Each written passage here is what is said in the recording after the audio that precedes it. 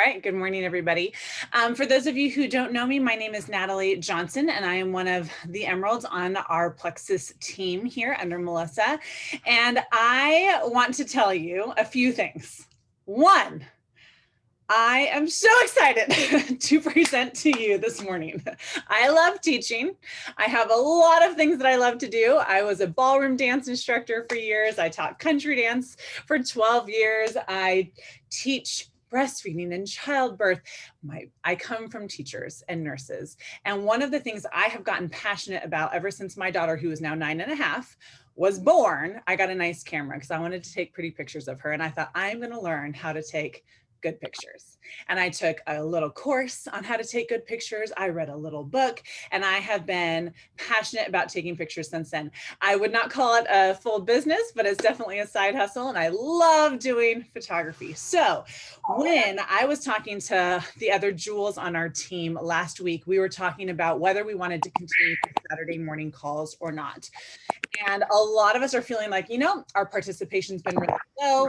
Is this even worth it? Do we even do this anymore? But there were a few of us that said, yes, let's do this. Let's see if we can get people re-engaged. Let's see if we can invite our teams. Let's see if we can get some momentum going and spend time together on a Saturday. And what we decided to do is change up how our Saturday, what used to be called coffee talks, we're going to be calling them Saturday sessions now, are going to be run. It's going to be 30 minutes. And we're going to bring you high level content that you can immediately put into action. So when we were talking about the things we wanted to present to you, I said, I want to teach people about photos because that's a big deal. This is what we do. We are marketing. And unless you have a marketing degree, which I don't, you might have some areas of growth in this, and photos is one of them. We know that when we're scrolling social media, a good picture catches your attention. And so I want to teach you 10 of my top tricks and tips for taking good photos. And I think with practice, all of you will absolutely be able to up your photo game in the next couple days. So my challenge to you is this. Take what I teach you today. There will be 2 or 3 moments where I'm going to pause and say, screenshot this, because I've listed things so that you have it in your phone as a quick list. But I'm going to challenge you to literally practice this today. No matter what you're doing the rest of the day, you're going to have your phone with you. Take a few moments, try to implement a few of these different things and see if you can get yourself a nice picture. And then through the week, you are going to be challenged to take pictures of you, your products, because next Saturday, Janelle is going to come on and we're going to talk about how to take these amazing images that you've just learned how to take and create content in a batch format that allows you to easily have things to post on social. So when you have that super overwhelming day and you're like, I don't know what to do, you already have something ready to go. And so we're going to help you with marketing over the next 2 weeks. And we're so stinking excited about it. So I'm glad that you're here. If you have questions, put them in the chat. I will try to address them at the end. We have a lot to get through, so I'm going to jump right in. Once again, I've been doing photography for years now. I would not call myself a professional, but I'm going to share with you my biggest tips for doing this. We have, most of us these days, especially if you're running a business from your phone, have a pretty decent phone. And I will tell you, although I have a very, very expensive, nice camera, I take most everything with my phone because the cameras on our phones are really good. And if we can do these other tricks, you're really going to be able to get some good stuff out of your phone. So we're going to be talking about phones and not into digital camera photography today, because really for posting on social, we don't need something that's going to go into a poster on the wall. We need something that's going to look good on our phone or on social media, and you can get that from your phone. Okay, so let's start here with my little slideshow presentation.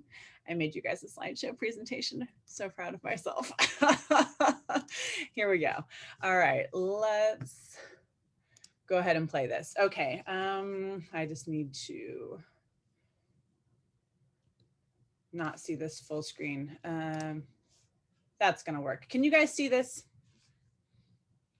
Hopefully someone give me a thumbs up or something. Okay, let me see my chat here too. Good morning. Okay, you guys can see it. Awesome. Okay, so I'm going to give you 10 tips. Tip number 1. You have to just know what your photo is about. And I know that sounds really silly, but sometimes we're snapping pictures and we are like, oh, that's a cute moment. But like, what are you trying to say about that moment? What is the story that's being told? So you need to know when you're taking a picture, what is it that if someone glanced at this, I kind of want them to know. So for example, this one here, I took just when we were at the beach, and this is a story about me spending time with my warm cup of coffee and reading, right? There's not much else in the picture. It's pretty simple. You can kind of get a gauge for like the feeling of that moment. Here, my husband was swimming in the water and my son was so excited for him to be done. And so we got my son cheering, and there's not much else going on. Now I want you to compare these two. This I literally took in my backyard 2 days ago, and it was a disaster. We were cleaning out the backyard. There's toys, there's a rake, there's this play structure. I wanted to talk about how I was taking my hydrate and drinking it in a 100-degree day while I was working in the backyard with my pregnant belly. This is got it all in there, but I took 2 seconds. I moved all of these other things that were distracting. I left the water because it showed that it was hot outside. I changed the focus on my phone from just phone to portrait mode, and I focused it here on my cup. And I cropped it in. I don't need all of my belly sticking out, and I don't need all of this play structure. And you can see the difference in, like, I didn't change the lighting. I didn't go anywhere else. I just cleaned up the background and decided what actually is my focus right now for this picture. And I put my phone in portrait mode. I touched my cup and I cleared the background. Yes? Okay. Tip number 2, get closer. So often people leave way too much space when what you're really focusing on is very close. So you can see here, this is a picture someone took of my husband and I. I cropped it in like this. We don't need all this extra space. It's wasted space and it's busy. So we crop it in. My son was scootering. He had his pink drink. I wanted a picture of him and his pink drink. So in this picture here, you can see the houses, you can see the cars. He's not very well lit. There's a lot going on. He gets a little closer and that's a little bit better, but then he gets right up to the camera and I crop in so you can't see very much of that car. You can't see the house. And this is actually a picture now about my son and the pink drink. Yes. Here, same thing. My friend took a picture of me and my son swimming the other day. Cute picture. Do I need all this bench? Do I need all this trees? Do I need all of our bags? No, no, no. Crop it in because the whole point is me and my son. So getting closer, and if you can't physically get closer, use your cropping. A lot of times people have way too much extra on the outside, and you really need to hone it in to really get a picture that can tell a story. All right, number 3. Shoot in the morning or late afternoon. So let's talk for a minute about lighting. You can see here, this is midday. The sun is overhead. He's in direct sunlight. The shadows are harsh on his face. The shadows in the background are harsh. This is a really challenging photo to look at. Now, here's evening time. The sun is setting. You can see how much easier it is to see his face. You can see the colors are a little, just less aggressive. And then here's early morning with some cloud coverage of my sister-in-law and the kids. There's not any weird shadows. So early morning, like within 2 hours of the sun rising, and late afternoon, 2 hours before the sun sets. We call those like the prime photo time. Anything in the middle of the day, you're going to have a hard time with lighting and shadows. But if you can shoot early morning or late afternoon, you will get better color images, you will get better features, you will get better photos. So a lot of times, if you've ever had professional photos, they've probably asked you to meet them in the evening before the sun sets. And it's because we call that golden hour of like this amazing light. So if you have a pink drink, and I've done this many, many times, I'm going to drink it early in the morning. I'm going to get up and get myself pulled together a little bit because I'm going to have my pink drink in the morning, and I'm going to go outside while the morning light is still good and snap a few photos. Maybe I'm not going to post them right then, but the morning light's good. And if I'm doing my pink drink at noon one day, I might not go out and take photos because noon's not a good time to do that. So we want to take photos early and late. Lighting is everything. Yes, it really, really is. Okay. So Here's another example. These two pictures, I just want to show you the diversity that you can get in the late afternoon. So we were at the beach, the sun is setting. Now this is her looking at the sun, and this is what we call that golden light. It's beautiful, warm colors on my daughter's skin. These are completely unedited, just from my phone. But here she is sitting, and this is a beautiful shot. We got beautiful blue skies, we've got warm light, and then I flipped around and I shot with the sun behind her. And so here's a completely different feeling for that same moment. So the other thing that shooting later in the day gives you is both of those options, using the warmth of the sun and getting some of that like golden light on a photo, or flipping around and getting a little bit more maybe of a silhouette or a backlit option that can give you some creativity with lighting. Here are two more examples of pictures that were shot in the later day. You can see the sun is here, so it's probably like 5 or 6 in the evening. And here the sun was setting over here, so it's probably, I was in Tennessee, like 7 in the evening. And we can just get, notice my daughter's face. There's not shadows on her face. Her hair's got a little bit of sun coming through it, which is beautiful, but it's not nearly as harsh as that other picture of my son with like his hat and all the weird lines, especially for those of us that as we age, the more light we have here, the more every single wrinkle shows up. So we want to not have overhead light. We want it from low, either in front or behind. Okay, tip number 4. Here's some tips for if you have to shoot in the middle of the day. You're going to turn your back to the sun and you're going to use shade. So here's an example. Me in my yard. Once these are unedited and I don't look cute, but I was trying to get you something to show you. Okay, here's me facing the sunshine. Okay, it's the middle of the day. It was probably maybe closer to 1 or 2 because the sun wasn't directly above, it was a little over. And you can see just harsh shadows. You can't really see my face. Once again, it's just harsh lighting. I wanted a picture of my hydrate. Okay, so now all I did was turn around.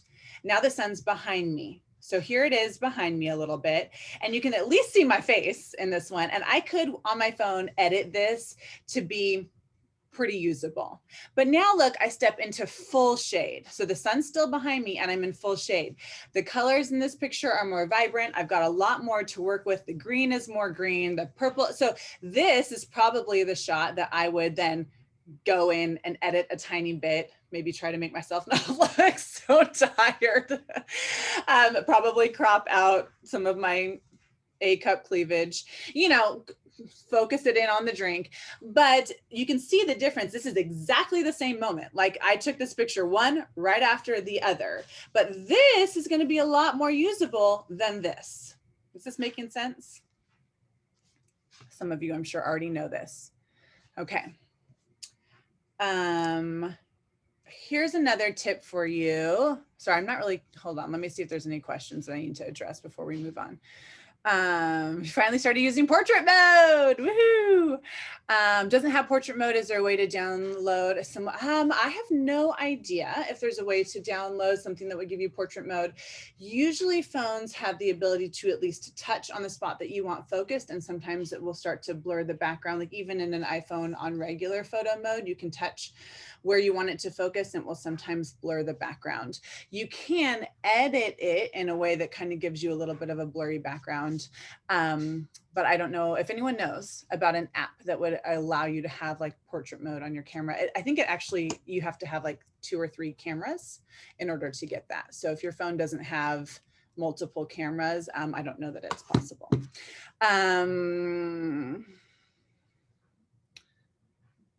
Oh, Carmen asked, what do I mean by flipping them around? Is that in reference to this picture here, Carmen, where I just went on the other side of her. So on this side, the sun was at my back, and this side I was facing the sun. Is that what you meant? Let's see here.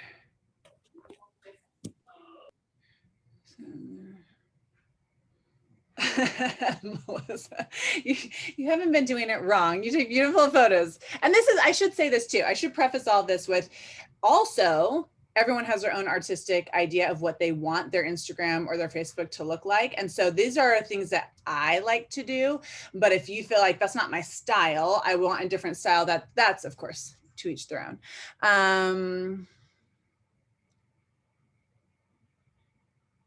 Pink drink bottles, we'll have to, I'll have to answer that question. Okay. Just seeing if there's anything else I need to address right now. Okay, so here. Might seem odd, but go to parking lots instead of a park.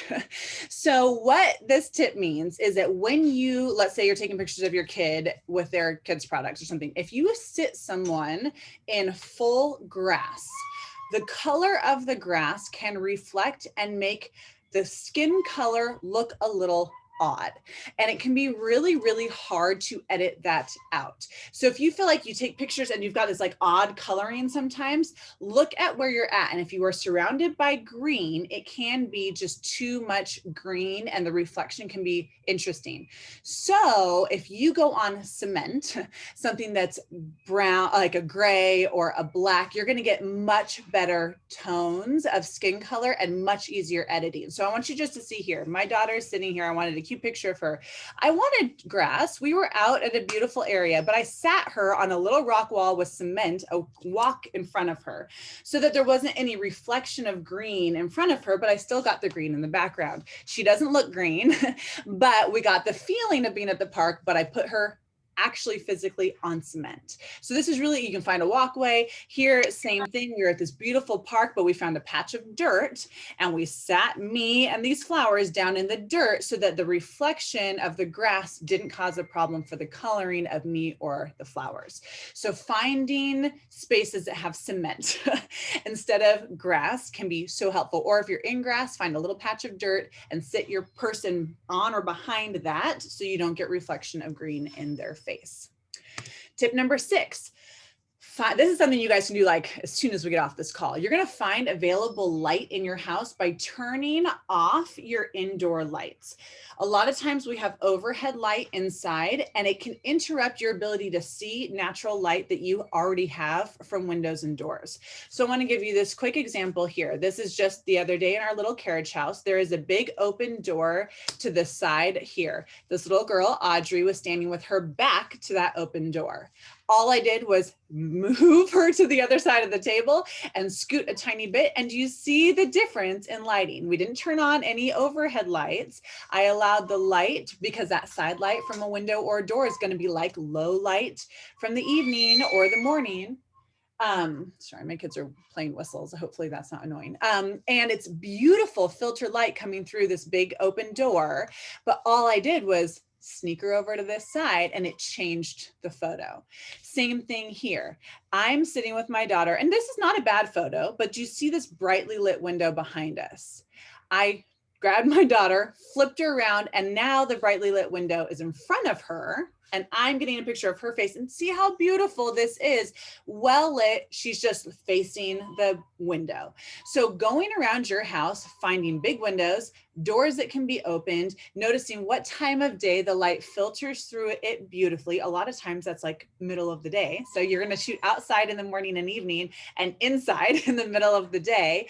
But turning off your overhead lights can get you a really good gauge on what that light looks like in your home and where you can take some really good photos. I many times have used this window right here and I take my selfie this way because the light coming in is beautiful as opposed to this where it's only on half of my face. So you want to utilize that natural light that you have. Okay, tip number 7. Don't be scared to take a lot of photos. You're not printing film. I have seen so many times when people are like, okay, click, I got it. And they got 2 images. And one of the images, your eyes are half closed. And the other image, there's something walking through the background. I want you to just look. This is a screenshot from my phone. I wanted one picture of my in-laws with their grandchildren. And I took all of these, and there were more. All of these, and I went through and I hearted the couple that were like decent, and I erased the other 100. This is my sister-in-law was taking a couple pictures of me at the beach. I only needed like 2 images. She's a photographer as well, so she knows. You just click. And we erase all the ones we don't need and we find the gem. But do not hesitate to just take 1,000,000 because you're gonna just up your chances of having that perfect photo and then just go delete the rest of them. Okay, tip number 8, use the rule of thirds. This is going to get a little bit more technical for you, but this is a very, very interesting rule. The human eye loves things that are in thirds. We are attracted to things that fall on a third. When things are repeated in thirds, it's there's some science behind it that I don't know, but it's attractive to us.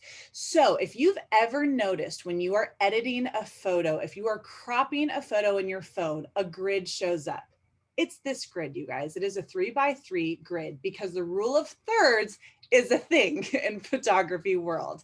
And what that means is that when you want to do something that's a little more artistic, if you put your subject on one of the thirds, it's going to look more artistic and appealing. And let me show you what I mean. So here are some photos, and I have used this one, no, and we're going to talk about that. But these four, I used the rule of thirds. So my husband's taking a picture of me. I'm not looking at the camera.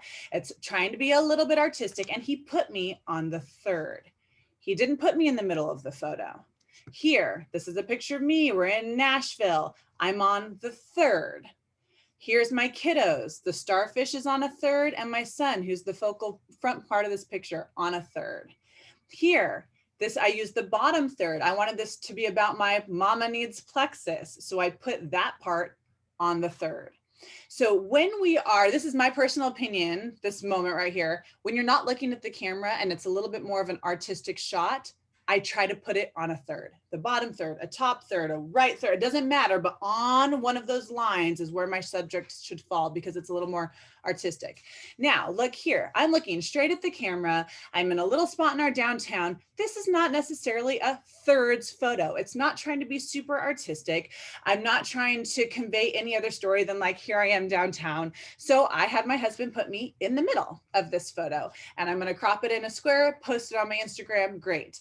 But these ones that are intended to be a little more artistic, we're going to use the third to bring our attention to just a more appealing and artistic look. Does this make sense? We're doing okay. Okay. Number 9, we're getting through it. Ooh, we're getting through it quick. Okay, number 9. Change up your angle. So often we get stuck into getting the same photo, the same angle, but I would highly encourage you to practice the skill of up and down. So here's a great example. I am standing in the exact same spot in a cornfield. This is straight on. My friend took a picture of me. Then she tipped the phone down to get some of the sky. Then she tipped the phone up to get more of the corn. And then we both just squatted down in exactly the same spot, and we got a completely different shot. This took seconds. But I have 4 images now that look a little different, and I can choose which one feels like it fits my post best or whatever. But we didn't go anywhere. We didn't change our feet. We just stood there and changed the angle. Same thing here. I get a picture of my kids who picked blueberries, and I just zoom in and change the angle and get a picture of their hands. My daughter was floating on her little floaty, changed the angle, and now I have a different picture. So being able to see something and then see like how many other ways could I get this same exact shot without having to go anywhere by just changing the angle of my phone. And we all know this, right? Like if you're taking a selfie, this angle is a little bit better than this one, right? And so always taking that camera up a tiny bit can be super, super helpful. Now, why not take it all the way up? Maybe you've got a picture. I love doing this, like pictures like this, where I'm taking a picture of my hand holding a product in my feet. If I've not gotten ready for that day, but I still want to take a picture of a product, it's going to be like this, shooting straight down in my hand. Maybe I walk to somewhere in my house that has a decent floor that's clean. I shoot straight down. I find a well-lit window and I stand next to it and I shoot straight down. So changing that, like don't be scared to experiment with some different angles on your phone, because you can get some great diversity without going anywhere or doing anything else, but just changing the angle. Okay, number 10. Shoot now and enhance later. So here's same thing, picture, enhanced it. The things I did here is I used a quick filter, I brightened it, I cropped it, I changed the temperature a little bit, and I increased the contrast. There's so much we can do on the back end. Most phones today have a lot of options in the edit button. Like you go to your iPhoto or whatever photo app you have, and there's an edit button for that photo. You can also edit a ton in Instagram. And I usually do most of my editing in Instagram if it's going to be simple and I'm just trying to throw it up on Instagram, and then I have it saved. So when it posts on Instagram, it will save and I can post it on Facebook already edited. So that's where when you see people's Instagram that seems like, wow, this is amazing, and like all their photos seem the same, they've picked a filter that they love and they apply that filter to every photo. So they're taking pictures, they're applying that same filter to kind of get some continuity with their photos. I know for me, I really like bright photos. So almost every photo I take, I lighten because most of the time I want it brighter. I love increasing the contrast just a little bit. My camera tends to shoot really warm, meaning things tend to be too warm colored, and I like them a little bit cooler. So that's personal preference, and you can mess around with that. But when you find something that you really love, then you want to kind of apply that to everything. Like every photo that goes in, I know I'm going to cool it down a little bit. I'm going to increase the contrast. I'm going to increase the brightness. I'm going to apply this filter that I like, and it's going to help me keep things looking kind of similar. Now, I will tell you, if you look at my Instagram, it's not excellent. I'm not excellent at that. And it's something that I haven't decided yet how much time and energy and effort I want to put into it, because some people have every photo that looks really similar. But I would say find a filter that you like, that you feel confident in using, and then you can just add that in frequently. Okay, here is another example of shoot now, enhance later. I was taking some pictures of my kids and their friends. Here, I'm literally blocking the sun with my hand so that my camera will focus well on the kids. And I'm zoomed back quite a ways, but then I cropped them in. I spliced it together so I could get rid of all this extra stuff that we didn't need. Notice we're at a park, but I put them on dirt so that I wouldn't get any green reflection. And I increased, the brightness and the contrast a little bit, and this was what we came up with. So I wasn't worried about it at the time. I just shot and then thought I can fix this later. Thank goodness for editing. All right, so here's where you might want to screenshot. I've written all those 10 tips just in a quick list for you. So take a quick screenshot of that if you can, if you weren't taking notes. And then I have one more lighting tips for you. So here's 5 lighting tips. These are things we've kind of talked through, but they're more lighting specific. So finding areas in your house that have good light. This is not something we talked through, but you're getting a white poster board.